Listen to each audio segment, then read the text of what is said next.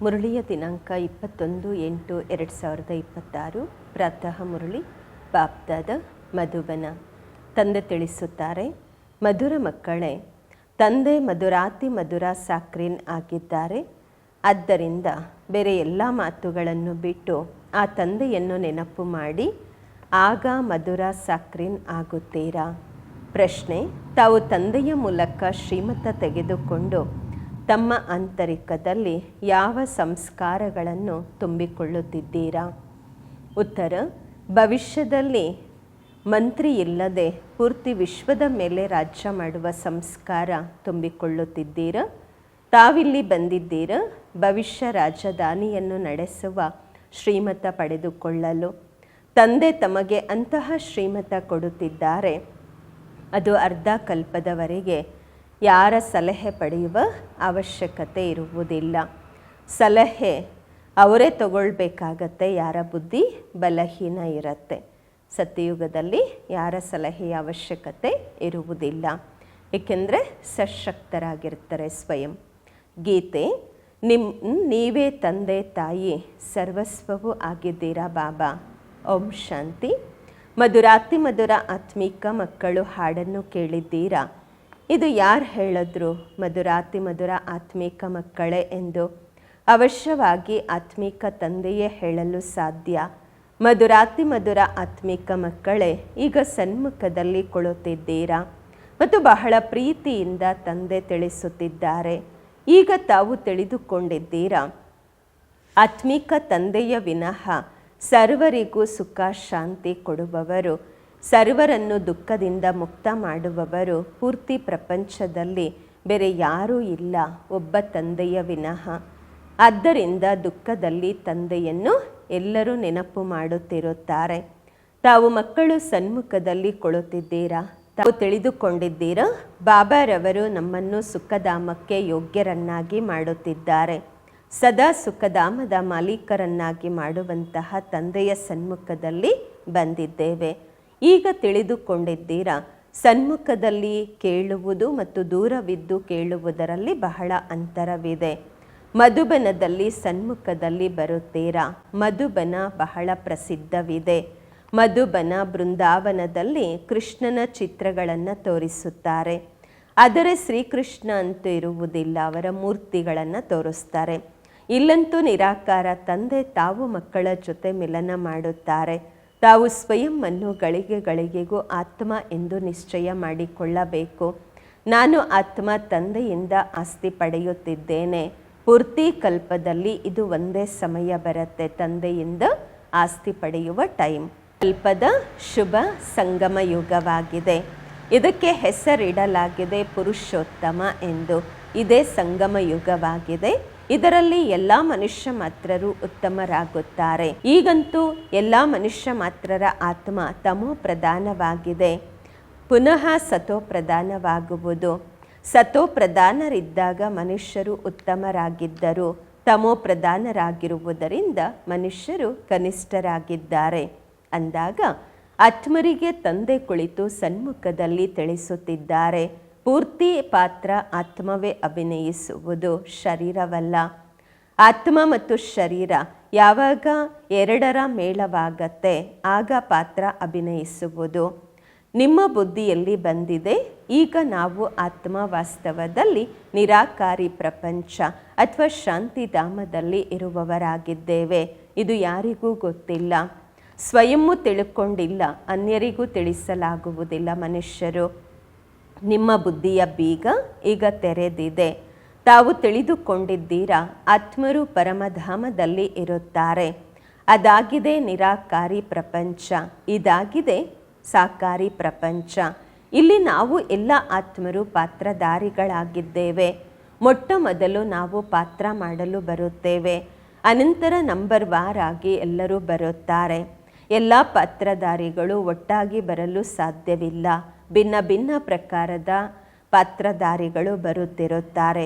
ಎಲ್ಲರೂ ಒಟ್ಟಿಗೆ ಯಾವಾಗ ಬರ್ತಾರೆ ಆಗ ನಾಟಕ ಪೂರ್ಣವಾಗುವುದು. ಈಗ ತಮಗೆ ಪರಿಚಯ ಸಿಕ್ಕಿದೆ. ಆತ್ಮ ವಾಸ್ತವದಲ್ಲಿ ಶಾಂತಿಧಾಮದ ನಿವಾಸಿ. ಇಲ್ಲಿ ಬಂದಿದೆ ಪಾತ್ರ ಮಾಡಲು. ತಂದೆ ಪೂರ್ತಿ ಸಮಯ ಪಾತ್ರ ಮಾಡಲು ಬರುವುದಿಲ್ಲ. ನಾವೇ ಪಾತ್ರ ಅಭಿನಯಿಸುತ್ತಾ ತಮೋಪ್ರಧಾನರಾಗಿದ್ದೇವೆ. ಈಗ ತಾವು ಮಕ್ಕಳು ಸನ್ಮುಖದಲ್ಲಿ ಕೇಳುವುದರಿಂದ ತಮಗೆ ತುಂಬ ಮಜಾ ಬರುವುದು. ಇಷ್ಟು ಮಜಾ ತಾವು ಓದಿಕೊಳ್ಳುವುದರಿಂದ, ಮುರಳಿ ಓದೋದ್ರಿಂದ ಬರಲ್ಲ, ಬಾಬನ ಮೂಲಕ ಡೈರೆಕ್ಟ್ ಕೇಳಿದಾಗ ಬರುತ್ತೆ. ಇಲ್ಲಿ ಸನ್ಮುಖದಲ್ಲಿದ್ದೀರಾ ಅಲ್ವಾ? ಮೊದಲು ಸತ್ಯಯುಗಿ ಆದಿ ಸನಾತನ ದೇವಿ ದೇವತಾ ಧರ್ಮದವರು ಬರುತ್ತಾರೆ. ತಾವು ತಿಳಿದುಕೊಂಡಿದ್ದೀರಾ ಭಾರತ ದೇವಿ ದೇವತೆಗಳ ಸ್ಥಾನವಾಗಿತ್ತು, ಈಗ ಇಲ್ಲ. ಚಿತ್ರಗಳನ್ನು ನೋಡ್ತೀರಲ್ವ, ಅವಶ್ಯವಾಗಿ ಚಿತ್ರಗಳಿವೆ. ಮೊಟ್ಟ ಮೊದಲು ನಾವು ದೇವಿ ದೇವತೆಗಳಾಗಿದ್ದೆವು. ಬಾಬಾ ಕೇಳ್ತಾರೆ, ತಮ್ಮ ಪಾತ್ರವನ್ನು ನೆನಪು ಮಾಡ್ಕೊಳ್ತೀರಾ, ಮರ್ತೋಗ್ತೀರಾ? ಬಾಬಾ ಹೇಳುತ್ತಾರೆ, ನೀವು ಈ ಪಾತ್ರ ಅಭಿನಯಿಸಿದ್ದೀರಾ, ಇದು ಡ್ರಾಮಾ. ಹೊಸ ಪ್ರಪಂಚ ನಂತರ ಹಳೆಯದಾಗುವುದು. ಮೊಟ್ಟ ಮೊದಲು ಮೇಲಿಂದ ಯಾರೆಲ್ಲ ಆತ್ಮರು ಬರುತ್ತಾರೆ ಅವರು ಗೋಲ್ಡನ್ ಏಜಲ್ಲಿ ಬರುತ್ತಾರೆ. ಈ ಎಲ್ಲ ಮಾತುಗಳು ಈಗ ನಿಮ್ಮ ಬುದ್ಧಿಯಲ್ಲಿ ಇವೆ. ಸತ್ಯಯುಗದ ಆದಿಯಲ್ಲಿ ತಾವೇ ಬಂದಿದ್ದೀರಿ ಪಾತ್ರ ಅಭಿನಯಿಸಲು. ತಾವು ವಿಶ್ವಕ್ಕೆ ಮಾಲೀಕರು, ಮಹಾರಾಜ ಮಹಾರಾಣಿ ಆಗಿದ್ದೀರಿ. ನಿಮ್ಮ ರಾಜಧಾನಿ ಇತ್ತು, ಈಗ ರಾಜಧಾನಿ ಇಲ್ಲ. ಈಗ ತಾವು ಕಲಿಯುತ್ತಿದ್ದೀರಾ ನಾವು ರಾಜ್ಯವನ್ನು ಹೇಗೆ ನಡೆಸಬೇಕೆಂಬುದನ್ನು. ಅಲ್ಲಿ ಮಂತ್ರಿಗಳಿರುವುದಿಲ್ಲ, ಸಲಹೆ ಪಡೆದುಕೊಳ್ಳುವ ಅವಶ್ಯಕತೆ ಇರುವುದಿಲ್ಲ. ಅಲ್ಲಂತೂ ತಂದೆಯ ಶ್ರೀಮತದ ಮೂಲಕ ಶ್ರೇಷ್ಠಾತಿ ಶ್ರೇಷ್ಠರಾಗಿರುತ್ತೇವೆ. ಇಲ್ಲಿ ಶ್ರೀಮತ ತಗೊಳ್ತೀವಿ, ಅಲ್ಲಿ ಶ್ರೇಷ್ಠರಾಗಿರುತ್ತೇವೆ. ಬೇರೆ ಯಾರಿಂದಲೂ ಸಲಹೆ ಪಡೆಯುವ ಅವಶ್ಯಕತೆ ಅಲ್ಲಿ ಇರುವುದಿಲ್ಲ. ಒಂದು ವೇಳೆ ಯಾರಿಂದಾದರೂ ಸಲಹೆ ಪಡೆದುಕೊಂಡರೆ ತಿಳಿದುಕೊಳ್ಳಲಾಗುವುದು ಇವರ ಬುದ್ಧಿ ಬಲಹೀನ ಇದೆ ಎಂದು. ಈಗ ಏನು ಶ್ರೀಮತ ಸಿಗುತ್ತಿದೆ ಅದು ಸತ್ಯಯುಗದಲ್ಲಿಯೂ ಕಾಯಂ ಆಗಿ ಇರುವುದು. ಈಗ ತಮ್ಮ ಬುದ್ಧಿ ಫ್ರೆಶ್ ಆಗಿದೆ. ಈಗ ಏನು ಶ್ರೀಮತ ಸಿಗುತ್ತಿದೆ ಅದು ಸತ್ಯಯುಗದಲ್ಲಿಯೂ ಸಹ ಕಾಯಂ ಆಗಿ ಇರುವುದು. ಈಗ ತಾವು ಆತ್ಮ ಫ್ರೆಶ್ ಆಗುತ್ತಿದ್ದೀರಾ. ಈಗ ತಾವು ಮಕ್ಕಳು ದೇಹಿ ಅಭಿಮಾನಿ ಆಗಬೇಕು. ಶಾಂತಿಧಾಮದಿಂದ ಬಂದು ಇಲ್ಲಿ ತಾವು ಶಬ್ದದಲ್ಲಿ ಬಂದಿದ್ದೀರಾ. ಶಬ್ದದಲ್ಲಿ ಬರದೆ ಕರ್ಮ ಮಾಡಲು ಆಗುವುದಿಲ್ಲ. ಇದು ಬಹಳ ತಿಳಿದುಕೊಳ್ಳುವಂತಹ ಮಾತಾಗಿದೆ. ಹೇಗೆ ತಂದೆಯಲ್ಲಿ ಪೂರ್ತಿ ಜ್ಞಾನವಿದೆ ಹಾಗೆಯೇ ತಾವು ಆತ್ಮನಲ್ಲಿಯೂ ಈಗ ಜ್ಞಾನವಿದೆ. ಆತ್ಮ ಹೇಳುತ್ತೆ, ನಾವು ಒಂದು ಶರೀರ ಬಿಟ್ಟು ಸಂಸ್ಕಾರ ಅನುಸಾರವಾಗಿ ಮತ್ತೊಂದು ಶರೀರ ಪಡೆದುಕೊಳ್ಳುತ್ತೇವೆ ಎಂದು. ಪುನರ್ಜನ್ಮವು ಅವಶ್ಯವಾಗಿ ಆಗುವುದು. ಆತ್ಮನಿಗೆ ಏನೆಲ್ಲ ಪಾತ್ರ ಸಿಕ್ಕಿದೆ ಅದನ್ನು ಅಭಿನಯಿಸುತ್ತಾ ಇರುವುದು. ಸಂಸ್ಕಾರಗಳ ಅನುಗುಣವಾಗಿ ಮುಂದಿನ ಜನ್ಮ ಸಿಗುವುದು. ಆತ್ಮನಿಗೆ ದಿನ ಪ್ರತಿದಿನ ಪವಿತ್ರತೆಯ ಡಿಗ್ರಿ ಕಡಿಮೆ ಆಗುತ್ತಾ ಹೋಗುವುದು. ಸತ್ಯುಗದ ಪ್ರಾರಂಭದಿಂದ ಬರ್ತಾ ಡಿಗ್ರಿ ಕಡಿಮೆ ಆಗತ್ತೆ. ಪತಿತ ಎಂಬ ಅಕ್ಷರ ದ್ವಾಪರದ ನಂತರ ಕೆಲಸಕ್ಕೆ ಬರುವುದು. ಮತ್ತೆಯೂ ಸಹ ಸ್ವಲ್ಪ ವ್ಯತ್ಯಾಸವಂತೂ ಅವಶ್ಯವಾಗಿ ಆಗುವುದು. ತಾವು ಹೊಸ ಮನೆ ಕಟ್ಟುತ್ತೀರಾ, 1 ತಿಂಗಳ ನಂತರ ಸ್ವಲ್ಪ ವ್ಯತ್ಯಾಸವಂತೂ ಆಗತ್ತೆ ಅಲ್ವಾ? ಈಗ ತಾವು ತಿಳಿದುಕೊಂಡಿದ್ದೀರಾ ಬಾಬಾರವರು ನಮಗೆ ಆಸ್ತಿ ಕೊಡುತ್ತಿದ್ದಾರೆ. ಬಾಬಾ ಹೇಳುತ್ತಾರೆ, ನಾನು ಬಂದಿದ್ದೇನೆ ನೀವು ಮಕ್ಕಳಿಗೆ ಆಸ್ತಿ ಕೊಡಲು. ಯಾರೆಷ್ಟು ಪುರುಷಾರ್ಥ ಮಾಡುತ್ತಾರೆ ಅಷ್ಟು ಪದವಿಯನ್ನು ಪಡೆದುಕೊಳ್ಳುತ್ತಾರೆ. ತಂದೆಯ ಬಳಿ ಯಾವುದೇ ಅಂತರವಿಲ್ಲ. ತಂದೆ ತಿಳಿದುಕೊಂಡಿದ್ದಾರೆ ನಾವೆಲ್ಲ ಆತ್ಮಗಳಿಗೆ ಓದಿಸುತ್ತಿದ್ದೇನೆಂದು. ಆತ್ಮ ಪ್ರತಿಯೊಬ್ಬರು ತಮಗಾಗಿ ತಾವು ಪುರುಷಾರ್ಥ ಮಾಡುತ್ತೀರಾ. ಅಕ್ಕಂದಿರು ಅಣ್ಣಂದಿರು ಎಂಬ ದೃಷ್ಟಿ ಇಲ್ಲಿ ಇರುವುದಿಲ್ಲ. ತಾವೆಲ್ಲ ಮಕ್ಕಳು ಬೇಹದ್ದಿನ ತಂದೆಯಿಂದ ಆಸ್ತಿ ಪಡೆಯುತ್ತಿದ್ದೀರಾ. ಎಲ್ಲ ಆತ್ಮರು ಸಹೋದರರು. ನಮ್ಮೆಲ್ಲರಿಗೂ ತಂದೆ ಓದಿಸುತ್ತಿದ್ದಾರೆ, ಆಸ್ತಿ ಕೊಡುತ್ತಾರೆ. ತಂದೆಯೇ ಆತ್ಮಿಕ ಮಕ್ಕಳ ಜೊತೆ ಮಾತನಾಡುತ್ತಾರೆ. ಏ ಮುದ್ದು ಮಧುರ ಅಪರೂಪದ ಮಕ್ಕಳೇ, ತಾವು ಬಹಳ ಸಮಯ ಪಾತ್ರ ಮಾಡುತ್ತಾ ಈಗ ಬಂದು ತಂದೆಯನ್ನು ಮಿಲನ ಮಾಡಿದ್ದೀರಾ. ತಮ್ಮ ಆಸ್ತಿಯನ್ನು ಪಡೆದುಕೊಳ್ಳಲು ಇದು ಸಹ ಡ್ರಾಮಾದಲ್ಲಿ ನಿಗದಿಯಾಗಿದೆ. ಪ್ರಾರಂಭದಿಂದ ಹಿಡಿದು ಪಾತ್ರ ನಿಗದಿಯಾಗಿದೆ. ತಾವು ಪಾತ್ರಧಾರಿಗಳು ಪಾತ್ರ ಅಭಿನಯಿಸುತ್ತಾ ಪಾತ್ರ ಮಾಡುತ್ತಿರುತ್ತೀರಾ. ಆತ್ಮ ಅವಿನಾಶಿಯಾಗಿದೆ. ಇದರಲ್ಲಿ ಅವಿನಾಶಿ ಪಾತ್ರ ಅಂದರೆ ಆತ್ಮನಲ್ಲಿ ಅವಿನಾಶಿ ಪಾತ್ರ ಅಡಕವಾಗಿದೆ. ಶರೀರವಂತೂ ಪರಿವರ್ತನೆ ಆಗುತ್ತಿರುತ್ತದೆ. ಬಾಕಿ ಆತ್ಮ ಕೇವಲ ಪವಿತ್ರದಿಂದ ಅಪವಿತ್ರವಾಗುವುದು. ಸತ್ಯಯುಗದಲ್ಲಿ ಪಾವನವಾಗಿರುವುದು. ಇದಕ್ಕೆ ಹೇಳಲಾಗುವುದು ಈ ಪ್ರಪಂಚಕ್ಕೆ ಪತಿತ ಪ್ರಪಂಚ ಎಂದು. ಈಗ ಸುಖಧಾಮ ಸ್ಥಾಪನೆಯಾಗುವುದು. ಬಾಕಿ ಎಲ್ಲ ಆತ್ಮರು ಮುಕ್ತಿಧಾಮದಲ್ಲಿ ಇರುತ್ತಾರೆ. ಈಗ ಇದು ಬೇಹದ್ದಿನ ನಾಟಕ ಪೂರ್ಣವಾಗಿದೆ. ಎಲ್ಲ ಆತ್ಮರು ಸೊಳ್ಳೆಗಳ ಸಮಾನ ಮನೆಗೆ ಹೋಗುತ್ತಾರೆ. ಈ ಸಮಯದಲ್ಲಿ ಯಾವುದೇ ಆತ್ಮ ಬಂದರೂ ಹಳೆಯ ಪತಿತ ಪ್ರಪಂಚದಲ್ಲಿ ಬರುತ್ತಾರೆ. ಅವ್ರಿಗೇನು ವ್ಯಾಲ್ಯೂ ಇರುತ್ತೆ? ವಾಸ್ತವದಲ್ಲಿ ಬೆಲೆ ಯಾರಿಗಿರುತ್ತೆ ಅಂದರೆ ಯಾರು ಮೊಟ್ಟ ಮೊದಲು ಹೊಸ ಪ್ರಪಂಚದಲ್ಲಿ ಬರುತ್ತಾರೆ. ಹೊಸ ಪ್ರಪಂಚವಿತ್ತು ಮತ್ತು ಈಗ ಹಳೆಯದಾಗಿದೆ. ಹೊಸ ಪ್ರಪಂಚದಲ್ಲಿ ದೇವತೆಗಳಿದ್ದರು. ಅಲ್ಲಿ ದುಃಖದ ಹೆಸರು ಗುರುತು ಇರಲಿಲ್ಲ. ಇಲ್ಲಂತೂ ಅಪಾರವಾದ ದುಃಖವಿದೆ. ತಂದೆ ಬಂದು ದುಃಖದ ಹಳೆಯ ಪ್ರಪಂಚದಿಂದ ಮುಕ್ತರನ್ನಾಗಿ ಮಾಡುತ್ತಾರೆ. ಈ ಹಳೆಯ ಪ್ರಪಂಚ ಅವಶ್ಯವಾಗಿ ಬದಲಾಗಬೇಕು. ಹೇಗೆ ದಿನದ ನಂತರ ರಾತ್ರಿ, ರಾತ್ರಿಯ ನಂತರ ದಿನವಾಗತ್ತೆ, ತಾವು ತಿಳಿದುಕೊಂಡಿದ್ದೀರಾ? ನಾವು ಸತ್ಯಯುಗಕ್ಕೆ ಮಾಲೀಕರಾಗುತ್ತೇವೆ ಅಂದಾಗ ನಾವು ಯಾಕೆ ಆತ್ಮ ಎಂದು ನಿಶ್ಚಯ ಮಾಡಿಕೊಂಡು ಬಾಬಾರವರನ್ನು ನೆನಪು ಮಾಡಬಾರದು? ಸ್ವಲ್ಪ ಪರಿಶ್ರಮವಂತೂ ಪಡಬೇಕಾಗುವುದು. ರಾಜ್ಯವನ್ನು ಪಡೆಯುವಂತಹದ್ದು ಸಹಜವಲ್ಲ ಅಲ್ವಾ? ತಂದೆಯನ್ನು ನೆನಪು ಮಾಡಬೇಕು. ಇದು ಮಾಯೆಯ ವಂಡರಾಗಿದೆ. ಗಳಿಗೆಗೂ ಮಾಯೆ ನಿಮ್ಮನ್ನು ಮರೆಸ್ಬಿಡತ್ತೆ. ಇದಕ್ಕಾಗಿಯೇ ಉಪಾಯವನ್ನು ರಚಿಸಬೇಕು. ತಂದೆಯ ನೆನಪು ಸದಾ ಇರಬೇಕು ಅಂತ ಉಪಾಯ ರಚಿಸಬೇಕು. ಈ ರೀತಿ ಎಲ್ಲ ತಂದೆಗೆ ಮಕ್ಕಳಾಗುವುದರಿಂದ ನೆನಪಿದ್ದು ಬಿಡುತ್ತೆ ಎಂದಲ್ಲ. ಪುರುಷಾರ್ಥ ಏನು ಮಾಡ್ತೀರಾ ಮತ್ತೆ ಅಂತಾರೆ ಬಾಬ್ರವರು. ಇಲ್ಲ, ಎಲ್ಲಿಯವರೆಗೆ ಬದುಕಿರುತ್ತೀರಾ ಅಲ್ಲಿಯವರೆಗೆ ಪುರುಷಾರ್ಥ ಮಾಡಲೇಬೇಕು. ಜ್ಞಾನ ಅಮೃತವನ್ನು ಕುಡಿಯುತ್ತಾ ಇರಬೇಕು. ಇದನ್ನು ಸಹ ತಿಳಿದುಕೊಂಡಿದ್ದೀರಾ? ನಮ್ಮದು ಇದು ಅಂತಿಮ ಜನ್ಮವಾಗಿದೆ. ಈ ಶರೀರದ ಅಭಿಮಾನವನ್ನು ಬಿಟ್ಟು ದೇಹಿ ಅಭಿಮಾನಿ ಆಗಬೇಕು. ಗೃಹಸ್ಥ ವ್ಯವಹಾರದಲ್ಲಿಯೂ ಇರಬೇಕು. ಅವಶ್ಯವಾಗಿ ಪುರುಷಾರ್ಥವೂ ಮಾಡಬೇಕು. ಕೇವಲ ತಮ್ಮನ್ನು ತಾವು ಆತ್ಮ ಎಂದು ನಿಶ್ಚಯ ಮಾಡಿಕೊಂಡು ತಂದೆಯನ್ನು ನೆನಪು ಮಾಡಿ. ತ್ವಮೇವ ಮಾತಾಶ ಪಿತಾ. ಇದೆಲ್ಲ ಭಕ್ತಿ ಮಾರ್ಗದ ಮಹಿಮೆಯಾಗಿದೆ. ಕೇವಲ ತಾವು ತಂದೆಯನ್ನು ನೆನಪು ಮಾಡಬೇಕು. ಒಬ್ಬ ತಂದೆ ಸಾಕ್ರೇನ್ ಆಗಿದ್ದಾರೆ. ತಾವು ಎಲ್ಲ ಮಾತುಗಳನ್ನು ಬಿಟ್ಟು ಬಹಳ ಮಧುರರು ಸಾಕ್ರೇನ್ ಆಗಿರಿ. ಈಗ ತಾವು ಆತ್ಮ ತಮೋ ಪ್ರಧಾನರಾಗಿದ್ದೀರಾ. ಈಗ ಸತೋ ಪ್ರದಾನ ಮಾಡಿಕೊಳ್ಳಲು ನೆನಪಿನ ಯಾತ್ರೆಯಲ್ಲಿ ಇರಬೇಕು. ಎಲ್ಲರಿಗೂ ಇದೇ ತಿಳಿಸಿರಿ, ತಂದೆಯಿಂದ ಸುಖದ ಆಸ್ತಿಯನ್ನು ಪಡೆಯಿರಿ. ಸುಖ ಇರುತ್ತೆ ಸತ್ಯಯುಗದಲ್ಲಿ. ಸುಖಧಾಮ ಸ್ಥಾಪನೆ ಮಾಡುವವರು ತಂದೆಯಾಗಿದ್ದಾರೆ. ತಂದೆಯನ್ನು ನೆನಪು ಮಾಡುವುದು ಬಹಳ ಸಹಜ. ಆದರೆ ಮಾಯೆಯ ಅಪೋಸಿಷನ್ ಬಹಳ ಇದೆ. ಆದ್ದರಿಂದ ಪ್ರಯತ್ನ ಮಾಡಿ ತಂದೆಯನ್ನು ನೆನಪು ಮಾಡಿದಾಗ ಆತ್ಮನಿಗೆ ಹಿಡಿದಿರುವ ತುಕ್ಕು ಎಲ್ಲ ಬಿಟ್ಟು ಹೋಗುವುದು. ಸೆಕೆಂಡಿನಲ್ಲಿ ಜೀವನ್ಮುಕ್ತಿ ಗಾಯನವಿದೆ. ಈ ಡ್ರಾಮಾದಲ್ಲಿ ಪ್ರತಿಯೊಬ್ಬರಿಗೂ ತಮ್ಮ ಪಾತ್ರ ಇದೆ. ಅದೇ ಪುನರಾವರ್ತನೆ ಆಗುವುದು. ಈ ಡ್ರಾಮಾದಲ್ಲಿ ಎಲ್ಲರಿಗಿಂತ ಜಾಸ್ತಿ ಪಾತ್ರ ನಮ್ಮದಾಗಿದೆ. ಸುಖವೂ ಎಲ್ಲರಿಗಿಂತ ಜಾಸ್ತಿ ನಮಗೆ ಸಿಗುವುದು. ತಂದೆ ಹೇಳುತ್ತಾರೆ, ತಾವು ದೇವಿ ದೇವತಾ ಧರ್ಮದವರು. ತಮ್ಮ ದೇವತಾ ಧರ್ಮ ಬಹಳ ಸುಖ ಕೊಡುವುದಾಗಿದೆ. ಬಾಕಿ ಎಲ್ಲರೂ ಶಾಂತಿಧಾಮದಲ್ಲಿ ಹೊರಟು ಹೋಗುತ್ತಾರೆ. ಲೆಕ್ಕಾಚಾರ ಚುಕ್ತ ಮಾಡಿಕೊಂಡು ಜಾಸ್ತಿ ವಿಸ್ತಾರದಲ್ಲಿ ನಾವು ಯಾಕೆ ಹೋಗಬೇಕು? ತಂದೆ ಬಂದಿದ್ದಾರೆ ಎಲ್ಲರನ್ನೂ ವಾಪಸ್ ಮನೆಗೆ ಕರೆದುಕೊಂಡು ಹೋಗಲು. ಸೊಳ್ಳೆಗಳಂತೆ ಎಲ್ಲರೂ ಮನೆಗೆ ಹೋಗುತ್ತಾರೆ ಬಾಬರವರ ಜೊತೆಗೆ. ಶರೀರಗಳೆಲ್ಲ ಇಲ್ಲಿಯೇ ಸಮಾಪ್ತಿಯಾಗುವುದು.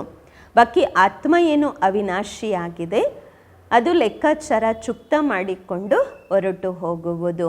ಈ ರೀತಿ ಎಲ್ಲ ಆತ್ಮ ಬೆಂಕಿಯಲ್ಲಿ ಬೀಳುವುದರಿಂದ ಪವಿತ್ರವಾಗುತ್ತೆ ಎಂದಲ್ಲ. ಆತ್ಮನನ್ನು ನೆನಪಿನ ರೂಪಿ ಯೋಗದಿಂದಲೇ ಪವಿತ್ರ ಮಾಡಿಕೊಳ್ಳಬೇಕು. ಯೋಗದ ಅಗ್ನಿ ಇದಾಗಿದೆ. ಮತ್ತೆ ಅವರು ನಾಟಕವನ್ನು ತಯಾರು ಮಾಡಿದ್ದಾರೆ. ಸೀತೆ ಬೆಂಕಿಯಿಂದ ಪಾರಾದರು ಎಂದು.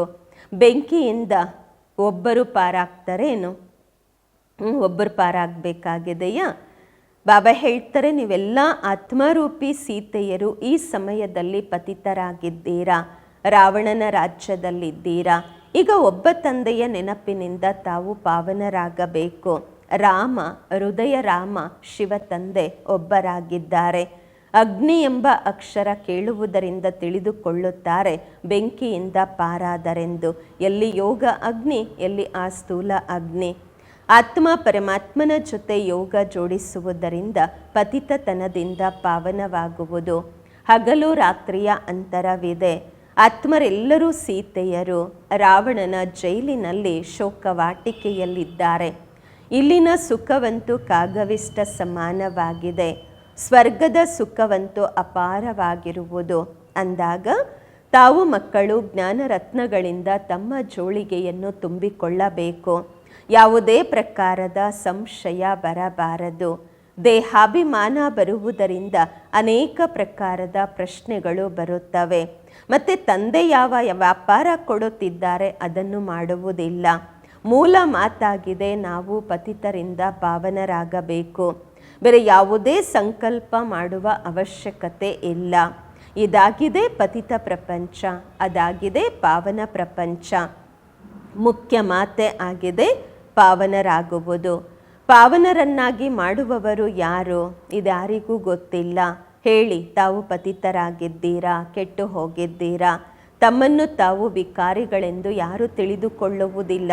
ಹೇಳ್ತಾರೆ ಎಲ್ಲರೂ ಗೃಹಸ್ಥಿಗಳೇ, ರಾಮ ಸೀತೆ ಲಕ್ಷ್ಮೀ ನಾರಾಯಣ ಅವರಿಗೆಲ್ಲ ಮಕ್ಕಳಿದ್ರು ಅಂತ ಹೇಳ್ತಾರೆ. ಅಲ್ಲಿಯೂ ಸಹ ಮಕ್ಕಳ ಜನ್ಮವಾಗತ್ತೆ ಅಂತ ಹೇಳ್ತಾರೆ. ಇದನ್ನು ಮರ್ತೋಗ್ಬಿಟ್ಟಿದ್ದಾರೆ. ಆ ಪ್ರಪಂಚಕ್ಕೆ ನಿರ್ವಿಕಾರಿ ಪ್ರಪಂಚವೆಂದು ಹೇಳಲಾಗುವುದು. ಇದಾಗಿದೆ ವಿಕಾರಿ ಪ್ರಪಂಚ, ಅದಾಗಿದೆ ನಿರ್ವಿಕಾರಿ ಪ್ರಪಂಚ, ಶಿವಾಲಯ. ತಂದೆ ತಾವು ಮಕ್ಕಳಿಗೆ ಎಷ್ಟು ಯುಕ್ತಿಗಳನ್ನು ತಿಳಿಸುತ್ತಿರುತ್ತಾರೆ. ಇವರು ತಂದೆ ಶಿಕ್ಷಕ ಗುರುವಾಗಿದ್ದಾರೆ.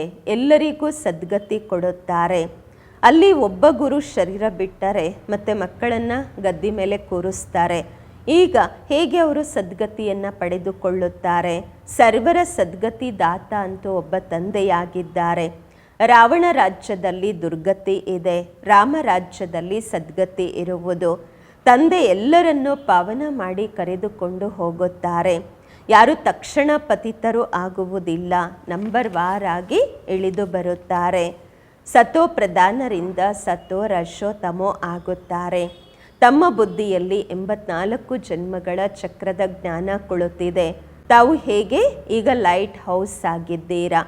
ಜ್ಞಾನದಿಂದ ಈ ಚಕ್ರವನ್ನು ತಿಳಿದುಕೊಂಡಿದ್ದೀರಾ, ಹೇಗೆ ಅದು ತಿರುಗುತ್ತದೆಂದು. ಈಗ ತಾವು ಮಕ್ಕಳು ಎಲ್ಲರಿಗೂ ಮಾರ್ಗ ತೋರಿಸಬೇಕು. ತಾವೆಲ್ಲರೂ ಸೇನೆ ಆಗಿದ್ದೀರಾ, ತಾವು ಪೈಲಟ್ ಆಗಿದ್ದೀರಾ, ಮಾರ್ಗ ತೋರಿಸುವವರು. ಎಲ್ಲರಿಗೂ ಹೇಳಿ, ಈಗ ಶಾಂತಿಧಾಮ ಸುಖಧಾಮವನ್ನು ನೆನಪು ಮಾಡಿ, ಕಲಿಯುಗ ದುಃಖಧಾಮವನ್ನು ಮರೆಯಿರಿ. ನಾವು ನಿಮಗೆ ಬಹಳ ಒಳ್ಳೆಯ ಮಾರ್ಗವನ್ನು ತೋರಿಸುತ್ತೇವೆ. ಪತಿತ ಪಾವನ ಒಬ್ಬರೇ ನಿರಾಕಾರ ತಂದೆಯಾಗಿದ್ದಾರೆ. ಅವರನ್ನು ನೆನಪು ಮಾಡುವುದರಿಂದ ತಾವು ಪಾವನರಾಗುತ್ತೀರಾ. ತಾವು ಆತ್ಮನ ಮೇಲೆ ಏನೆಲ್ಲ ತುಕ್ಕಿಡದಿದೆ ಅದನ್ನು ಬಿಡಿಸಿಕೊಳ್ಳಬೇಕು. ಭಗವಾನು ವಾಚ ಮನ್ಮನಾಭವ. ಶಿವ ಭಗವಾನು ವಾಚ ವಿನಾಶಕಾಲೇ ವಿಪರೀತ ಬುದ್ಧಿ ವಿನಶ್ಯಂತೆ. ಮತ್ತು ವಿನಾಶಕಾಲೇ ಪರಂಪಿತ ಪರಮಾತ್ಮನ ಜೊತೆ ಪ್ರೀತಿ ಬುದ್ಧಿ ವಿಜಯಂತೆ. ಎಷ್ಟು ತಾವು ಪ್ರೀತಿ ಬುದ್ಧಿ ಉಳ್ಳವರಾಗಿರುತ್ತೀರಾ ಅಷ್ಟು ಶ್ರೇಷ್ಠ ಪದವಿ ಪಡೆದುಕೊಳ್ಳುತ್ತೀರಾ. ದೇಹಾಭಿಮಾನದಲ್ಲಿ ಬರುವುದರಿಂದ ಅಷ್ಟು ಶ್ರೇಷ್ಠ ಪದವಿಯನ್ನು ಪಡೆಯುವುದಿಲ್ಲ. ಒಳ್ಳೆಯದು. ಮಧುರಾತಿ ಮಧುರ ಅಗಲಿ ಹೋಗಿ ಮರಳಿ ಸಿಕ್ಕಿರುವ ಮಕ್ಕಳ ಪ್ರತಿಯಾಗಿ ಮಾತ್ಪಿತಾ ಬಾಪ್ ದಾದಾರವರ ನೆನಪು, ಪ್ರೀತಿ, ಬೆಳಗಿನ ವಂದನೆಗಳು. ಆತ್ಮಿಕ ಮಕ್ಕಳಿಗೆ ಆತ್ಮಿಕ ತಂದೆಯ ನಮಸ್ಕಾರಗಳು. ನಾವು ಆತ್ಮಿಕ ಮಕ್ಕಳಿಂದ ಆತ್ಮಿಕ ಮಾತ್ಪಿತಾ ಬಾಪ್ ದಾದಾರವರಿಗೆ ನೆನಪು, ಪ್ರೀತಿ, ಬೆಳಗಿನ ವಂದನೆಗಳು ಹಾಗೂ ನಮಸ್ಕಾರಗಳು. ಧಾರಣೆಗಾಗಿ ಮುಖ್ಯ ಸಾರ. ಫಸ್ಟ್ ಪಾಯಿಂಟು, ಜ್ಞಾನ ರತ್ನಗಳಿಂದ ತಮ್ಮ ಜೋಳಿಗೆಯನ್ನು ತುಂಬಿಕೊಳ್ಳಬೇಕು. ಯಾವುದೇ ಪ್ರಕಾರದ ಸಂಶಯ ಬರಬಾರದು. ಎಷ್ಟು ಸಾಧ್ಯವೋ ಅಷ್ಟು ತಂದೆಯನ್ನು ನೆನಪು ಮಾಡುವ ಪುರುಷಾರ್ಥ ಮಾಡಿ ಪಾವನರಾಗಬೇಕು. ಬಾಕಿ ಪ್ರಶ್ನೆಗಳಲ್ಲಿ ಅಂದರೆ ಅನ್ಯ ಪ್ರಶ್ನೆಗಳಲ್ಲಿ ಹೋಗಬಾರದು. ಎರಡನೇ ಪಾಯಿಂಟು, ಒಬ್ಬ ತಂದೆಯ ಜೊತೆ ಸತ್ಯವಾದ ಪ್ರೀತಿಯನ್ನಿಟ್ಟುಕೊಂಡು ತಂದೆಯ ಸಮಾನ ಮಧುರ ಸಾಕ್ರಿನ್ ಆಗಬೇಕು. ವರದಾನ: ಸದಾ ಜ್ಞಾನ ಸೂರ್ಯನ ಸನ್ಮುಖದಲ್ಲಿರುವಂತಹ ಅಂತರ್ಮುಖಿ ಸ್ವಮಾನಧಾರಿಗಳಾಗಿರಿ. ಸದಾ ಜ್ಞಾನ ಸೂರ್ಯನ ಸನ್ಮುಖದಲ್ಲಿರುವಂತಹ ಅಂತರ್ಮುಖಿ ಸ್ವಮಾನಧಾರಿ ಆಗಿರಿ. ವರದಾನದ ವಿಶ್ಲೇಷಣೆ. ಹೇಗೆ ಸೂರ್ಯನ ಸನ್ಮುಖದಲ್ಲಿ ನೋಡುವುದರಿಂದ ಸೂರ್ಯನ ಕಿರಣಗಳು ಅವಶ್ಯವಾಗಿ ಬರುತ್ತವೆ, ಹಾಗೆ ಯಾವ ಮಕ್ಕಳು ಜ್ಞಾನ ಸೂರ್ಯ ತಂದೆಯನ್ನು ಸನ್ಮುಖದಲ್ಲಿ ಅನುಭವ ಮಾಡುತ್ತಾರೆ ಅಥವಾ ಬಾಬನ ಸನ್ಮುಖದಲ್ಲಿ ಸದಾ ಇರುತ್ತಾರೆ, ಅವರು ಜ್ಞಾನ ಸೂರ್ಯನ ಸರ್ವ ಗುಣಗಳ ಕಿರಣಗಳನ್ನು ಸ್ವಯಂನಲ್ಲಿ ಅನುಭವ ಮಾಡುತ್ತಾರೆ. ಅವರ ಮುಖದಲ್ಲಿ ಅಂತರ್ಮುಖತೆಯ ಹೊಳಪು ಮತ್ತು ಸಂಗಮ ಯುಗದ ಮತ್ತು ಭವಿಷ್ಯದ ಸರ್ವ ಸ್ವಮಾನದ ಒಂದು ನಶೆ ಕಾಣುವುದು. ಇದಕ್ಕಾಗಿ ಸದಾ ಸ್ಮೃತಿಯಲ್ಲಿರಬೇಕು, ಇದು ಅಂತಿಮ ಗಳಿಗೆ. ಯಾವುದೇ ಗಳಿಗೆಯಲ್ಲಿ ಈ ತನುವಿನ ವಿನಾಶವು ಆಗುವುದು. ಇದು ಅಂತಿಮ ಗಳಿಗೆ. ಯಾವ ಗಳಿಗೆಯಲ್ಲಿ ಬೇಕಾದರೂ ಈ ಶರೀರದ ವಿನಾಶ ಆಗಬಹುದು. ಆದ್ದರಿಂದ ಸದಾ ಪ್ರೀತಿ ಬುದ್ಧಿ ಉಳ್ಳವರಾಗಿ ಜ್ಞಾನ ಸೂರ್ಯನ ಸನ್ಮುಖದಲ್ಲಿದ್ದು ಅಂತರ್ಮುಖತೆ ಮತ್ತು ಸ್ವಮಾನತೆಯ ಅನುಭೂತಿಯಲ್ಲಿ ಇರಬೇಕು. ಸ್ಲೋಗನ್: ಸದಾ ಹಾರುವ ಕಲೆಯಲ್ಲಿ ಹಾರುವುದೇ ಗೊಂದಲಗಳ ಬೆಟ್ಟವನ್ನು ಕ್ರಾಸ್ ಮಾಡುವುದಾಗಿದೆ. ಅವ್ಯಕ್ತ ಇಶಾರೆ: ಅಪವಿತ್ರತೆಯ ಬೀಜವನ್ನು ಸಹ ಸಮಾಪ್ತಿ ಮಾಡಿ ಸಂಪೂರ್ಣ ಸ್ವಚ್ಛ ಪವಿತ್ರರಾಗಿರಿ. ಪವಿತ್ರತೆಯೇ ಮಹಾನತೆಯಾಗಿದೆ. ಇದೇ ಯೋಗಿ ಜೀವನದ ಆಧಾರವಾಗಿದೆ. ಕಿಂಚಿತ್ತು ಅಂಶ ಮಾತ್ರದಲ್ಲಿ ಸಂಕಲ್ಪದಲ್ಲಿಯೂ ಸಹ ಯಾವುದೇ ಪ್ರಕಾರದ ಅಪವಿತ್ರತೆ ಇತ್ತೆಂದರೆ, ಎಲ್ಲಿ ಅಪವಿತ್ರತೆಯ ಅಂಶವಿರುವುದು ಅಲ್ಲಿ ಪವಿತ್ರ ತಂದೆಯ ನೆನಪೇನಿರಬೇಕು, ಹೇಗಿರಬೇಕು ಹಾಗೆ ಇರೋದಿಲ್ಲ. ಆದ್ದರಿಂದ ಮನಸ್ಸಿನಲ್ಲಿಯೂ ಸಹ ಅಪವಿತ್ರತೆಯ ಅಂಶವನ್ನು ಸಮಾಪ್ತಿ ಮಾಡಿ ಸಂಪೂರ್ಣ ಸ್ವಚ್ಛ ಪವಿತ್ರರಾಗಿರಿ. ಸದಾ ಇದೇ ಸ್ಮೃತಿ ಇರಲಿ, ನಾನು ಪೂಜ್ಯ ಆತ್ಮ ಈ ಶರೀರ ರೂಪಿ ಮಂದಿರದಲ್ಲಿ ವಿರಾಜಮಾನನಾಗಿದ್ದೇನೆ. ಓಂ ಶಾಂತಿ.